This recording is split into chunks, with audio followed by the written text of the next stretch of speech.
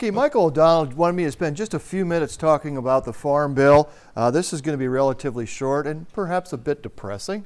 I don't want to be Dr. Doom here, but the reason I'm showing you conventional prices here, there is no, unlike crop insurance where there's a revenue protection, yield protection specifically for crop insurance, the government program is not specifically for organic versus conventional, it's just corn. And so when you're looking at signing up for the programs, your choices are exactly the same as they would be for a conventional grower. And so I'll give you some recommendations on where I would go in terms of program choice if you're growing organic corn or soybeans or wheat for that matter. And so that's one of the reasons why I'm showing you the conventional prices right here. If you're looking at, we're signing up for 2019 and 2020 at the ssame time. And so if we look at the 1920 projected prices, this is from the USDA World Agricultural Supply and Demand estimates, and those are U.S. marketing year averages as we go. And so those prices could change a little bit as we go through August here. That's what's used for the program. The reference price for corn is $3.70, and so unless corn prices tumble quite a bit here, which we're not expecting them to, it does not look like the price loss coverage program will pay out in 2019. That's one of your choices. The reference price for soybeans is $8.40. Similarly, we do not expect the soybean prices to tumble that much that we'd hit that reference price of $8.40. And so if you're looking at price loss coverage for 2019, it does not look like there's going to be a payout for either corn or soybeans. Now, I'm not showing you wheat here. For wheat, the PLC program, it looks like a really good choice. And I'll talk more about the price loss coverage program in a little bit here, but I did want to start with some price forecasts. Looking ahead at 2020, I typically use the iFarm price distribution tool. It uses option prices to come up with a possible distribution of prices. These are futures prices. The actual payout is based on U.S. marketing year average cash prices, and so you'd have to adjust these for basis. If you adjust for the typical U.S. basis on corn, you're looking at about $3.53 for corn, and for soybeans, looking about $8.70. And so again, the soybean price is not expected to get to that $8.40.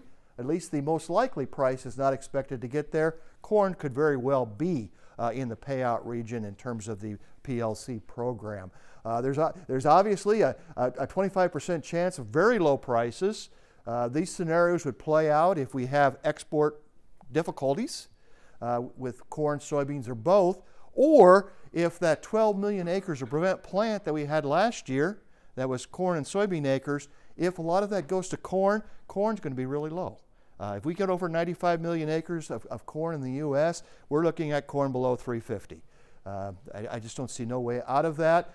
Similarly, if most of those acres go to soybeans and we don't pick up more exports, then soybeans could be very low. But the other hand, on the higher end, if a lot of the acreage goes to soybeans, for example, and we have similar acreage to last year, corn could be relatively high. Or if we have a hiccup with yields again this year, and vice versa for soybeans. And so very wide distribution of possible prices.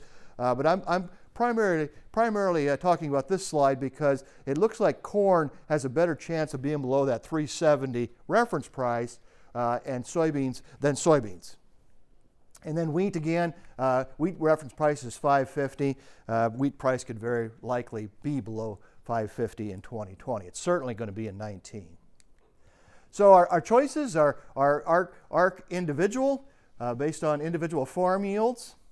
Again, corn is corn in this comparison. They do make a distinction between non-irrigated and irrigated corn. ARC county and price loss coverage. The ARC individual choice is made by FSA Farm. I'll talk where that may fit in for conventional and organic here on a upcoming slide. The ARC County and PLC choice is made for each crop and FSA Farm. And so you make this FSA Farm by FSA Farm for your corn and for your soybeans. Okay? Let's talk a little bit more about these programs before I continue, because I don't have a lot of detail in my slide deck here because I only have a few minutes. The ARC County is a lot like crop insurance. you come up, using the previous 5-year prices. It's Olympic average, but I don't want to get into the weeds here. Using that information, you come up with a benchmark revenue, just like you would for crop insurance, only it's calculated differently. And then you compare your actual revenue to the benchmark revenue. And if the actual revenue is below the benchmark, you get a payout. For corn, it's unlikely we're going to see an Ark County payment in 19 or 20. I've done a lot of different number crunching on that, and it just doesn't look like it's in the cards because the price looks like it's not going to fall that much that we would see a payout. For soybeans, on the other hand, the Ark County is actually a pretty good program choice. It looks like there's a good chance of an Ark County payment in 2019, depending on your county yields. But if your county yields were off 10%, let's say, or 5%, or even 15%, it looks like Ark County might be a pretty good choice for soybeans. And that's because that reference price for soybeans is relatively low to make the price loss coverage unattractive for soybeans. And so in terms of your corn acres, certainly the price loss coverage looks like it's a better possibility of a payout, particularly in 2020. And so we've been recommending people take a strong look at the price loss coverage, which is strictly based on price. Where the price is below 370 for corn, for example, it looks like there's a pretty good chance that's going to happen in 2020, and so the price loss coverage is probably a prudent choice for corn, and it's certainly a prudent choice for wheat. Just a little bit more detail here, and then I'll kind of summarize my recommendations. Base acres do not change, and so if you have old corn base, that's what's going to be used for the payout. Same soybean and wheat base. You can't update base. The Ark individual payments are made on planted are based on planted acres, so that's different. But the Ark County and PLC is based on those base acres.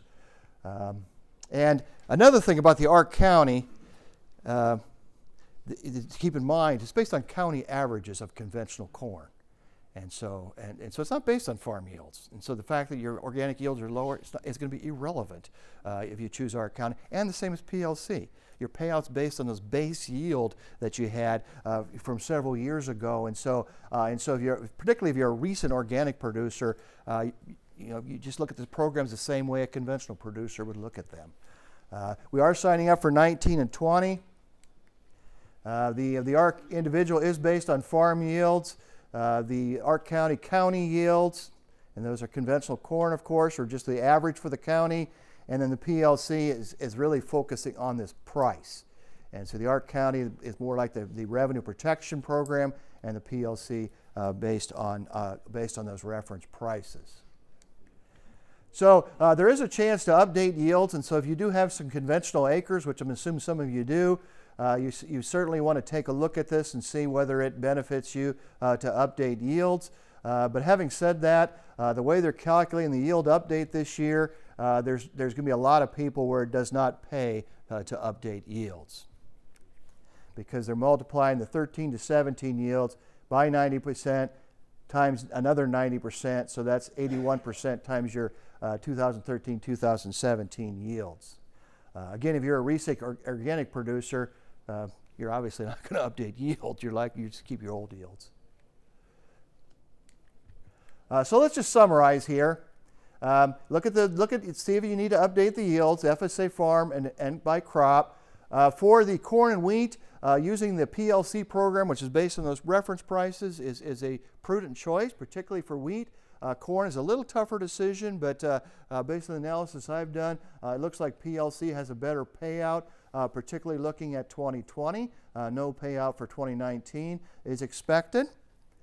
Looking at soybeans, I think Ark County is a better choice. There's a strong possibility of a payout for Ark County looking at soybeans, and that's because that reference price for the price loss coverage is so low that it doesn't look like that we're going to hit that reference price. And like I say in a lot of these meetings, if you're conventional or organic, you really don't want these payments to occur.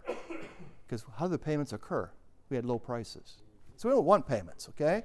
But in terms of the possible prices, PLC for corn and wheat and ARC County for soybeans. And then ARC individual, I can address this at lunch if you want more detail on this. Just ask me in private. But let me give you my 2 cents on this. It's fairly complicated. But the two places where ARC individual really fits, and this wouldn't matter what kind of corn you had. If you had 100% prevent plant, if you were revenue protection crop insurance, and you took 100% prevent plant, ARC individual is the program for you on that FSA farm. And remember, you can do this FSA farm by FSA farm. And so if you had 10 farms, and you had one of those 10 farms had 100% prevent plant, that one farm should be an ARC individual. The other 9 can be in either ARC County or PLC. Okay? The other situation is if you had extremely low yields in 2019 compared to your history. And so if your yields were 20, 30% lower in 2019 compared to your history, your historical yields or your trend benchmark yields, then also the ARC individual is a very attractive program because the ARC individual uses your actual farm yields to calculate the benchmark revenue and then compares your actual revenue to that benchmark revenue. They do discount. There's a bigger discount calculating the payment for the ARC individual. But in these situations right here, the ARC individual is a very strong probability of having a good payment in 19. And so for that reason, these two scenarios here fit into ARC individual. That was what I wanted to cover in the time I was given. So is there any questions? Yeah. When do they anticipate the 19 payments to come out? October. We won't actually know if there is payments until the end of the marketing year. So August, September, that time frame, depending on the crop. But we have a lot of the stuff's already known for 19. The county yields, which is an important piece of information here, is coming out today. Today they're releasing the county yield information, so we can incorporate that into our decision tools. The prices are almost set. They're not set, but a lot of the marketing year average price for PLC and ARC County is a weighted average price. During the marketing year, well, a lot of the weight's already occurred. We typically sell a lot of crop at harvest, and then we sell quite a bit in January and February. So a lot of the marketing's already occurred, and so 385 corn is your best guesstimate of what the marketing year average price is going to be. It might be a little lower than that, but not much. It's not going to drop to 370. And the same for soybeans, 875. It could be a little lower than that, but it's not going to drop enough to trigger that PLC payment. And so 19, it's pretty much known what that's going to look like. Yeah. Did I hear you correctly? You can't change your base acres. So if you originally signed up as ARC County corn, you're stuck with corn still? Corn's your base isn't changed, but you don't have to choose ARC County. You could choose PLC or ARC County as a program choice. You signed up as ARC County corn base. Well, you signed up for ARC County, but that had nothing to do with the base. Oh, okay. Yeah. The base is just used to decide what your payment's going to be for the PLC and the ARC County.